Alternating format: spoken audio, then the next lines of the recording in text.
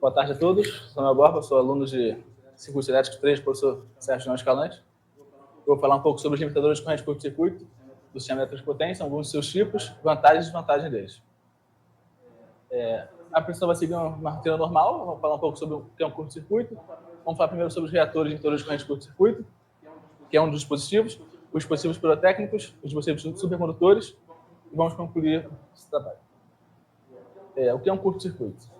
A gente pode pensar um curto-circuito como se fosse simplesmente como fechar o circuito, fechar uma esperança, mas isso em si não considera curto-circuito porque pode ser uma situação feita como ensaio que a gente faz normalmente. Na verdade, o curto-circuito é uma conexão inadvertida quando não tem um aviso.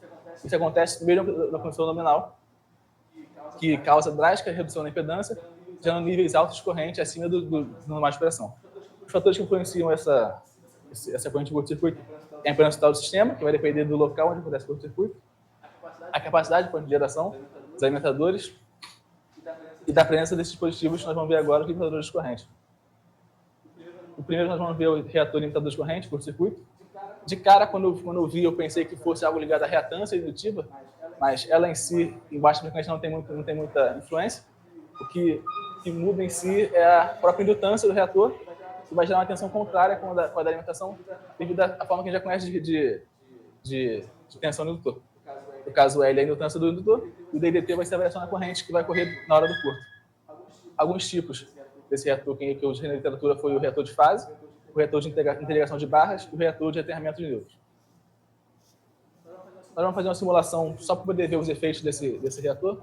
Aqui a gente usou para simular uma barra, no caso uma barra perfeita, infinita, com tensão base 230 kV, seria um PU.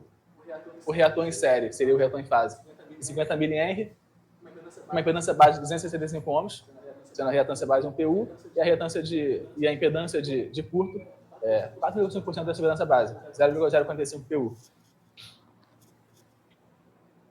Aqui a gente tem o resultado quando ocorre a falta, em uns 1,5 segundos, a gente vê que a corrente nominal em RMS, a gente usou a base 500 amperes, que é a corrente nominal antes do curto. Aqui a gente tem a corrente e aqui a gente tem tensão no indutor.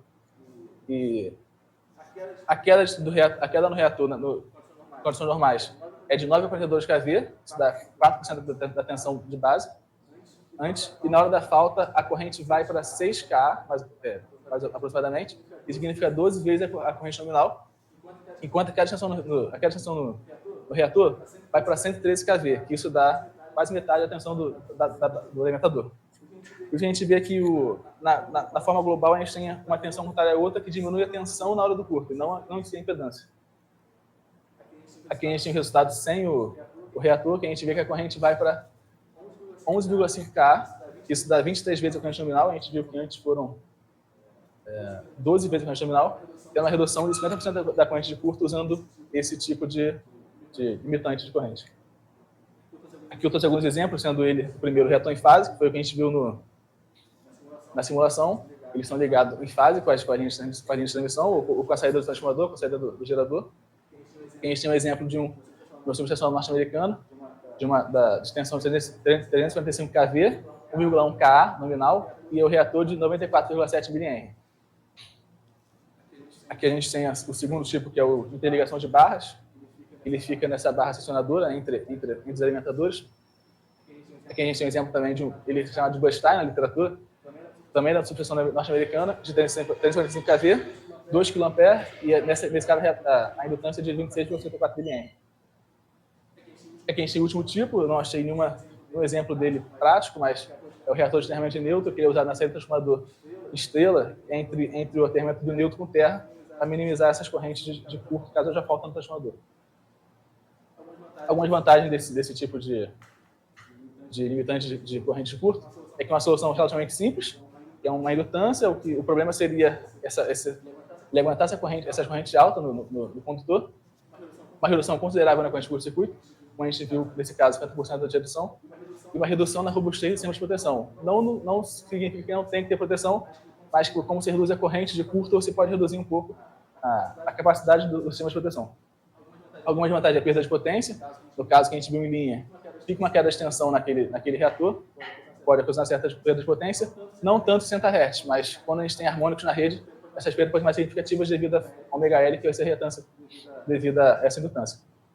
No caso do Borsai, se as barras forem equilibradas, vou voltar aqui para a gente ver, não existe fluxo, não existe corrente circulando aqui, então não teria nenhuma influência no caso se as barras se a divisão fosse equilibrada. E outra desvantagem é a tensão de recuperação transitória. Como a gente viu, a tensão na hora do curto subiu para 120 kV, e nisso, na hora do curto, quando a gente desliga a rede, a derivada costuma ser até maior, podendo causar arco no reator e coisas desse gênero. O próximo tipo é o pirotécnico.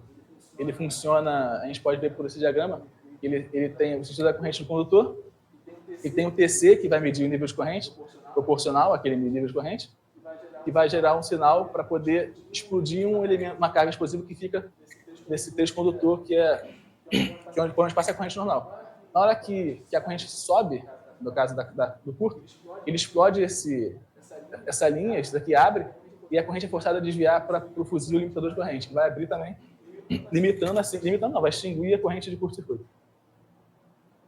Aqui a gente tem um exemplo da GIW elétrica, onde a gente tem o TC, aqui seria a entrada, ou a saída, aqui seria a saída, o fusível e o conduto principal, com os que eles chamam de enforcamento, algo desse gênero, enforcamento com os explosivos, e aqui a caixa de controle. A vantagem é que tem a resposta rápida, na literatura a gente viu que em 1/4 do ciclo de onda ele consegue limitar essa corrente. Ele é versátil não só para aplicação em CEP, mas também para carros elétricos, motores e aplicações na indústria. Um pouco intrusivo, ele não causa perda no sistema, grandes perdas no sistema. A desvantagem é que ele é reversível, uma vez que ele atua, ele precisa de manutenção para poder voltar a atuar, o que a gente fala complexidade de gestão do sistema. Você precisa ir lá e mudar o dispositivo, mudar a carga explosiva, botar tudo funcionar de novo. E como ele é baseado em sensor, a gente pode ter erros ou falhas, tipo assim, em algum transitório que tem uma corrente um pouco mais alta e pode acionar sem ser no caso de um curto-circuito. O último que a gente vai ver é o dispositivo supercondutor.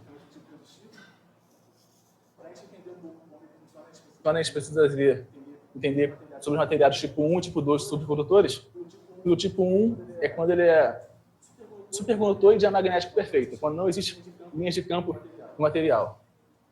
Para isso ele tem que estar com a temperatura abaixo da crítica, com a densidade de corrente abaixo da densidade de corrente crítica e uma densidade de fluxo magnético, de campo magnético, abaixo da densidade crítica. No tipo 2 segue esse padrão, aqui ele funciona como supercondutor, mas ele tem um terceiro estágio, que é o estágio misto, que é onde ele é supercondutor em algumas áreas, e nessas áreas de força ele não é supercondutor. Que seria nessa região onde está entre o campo crítico inferior e superior. É quem submete esses vórtices, que ocorre devido a essa perda da supercondução total do material. Aqui tem o esquema de como ele funciona numa planta, que aqui seria o condutor comum, onde a corrente vem e ele tem que ficar resfriado para poder alcançar aquela temperatura abaixo da crítica. No momento que a corrente sobe a níveis bem maiores do que o esperado, essa densidade de corrente ultrapassa a densidade de corrente crítica, fazendo com que ele perca a característica do supercondutor. E esses vórtices que formam dentro do material se movimentem, fazendo que ele esquente, aumentando a resistência dele. Então, no caso, ele vai se tornar uma impedância alta para o sistema.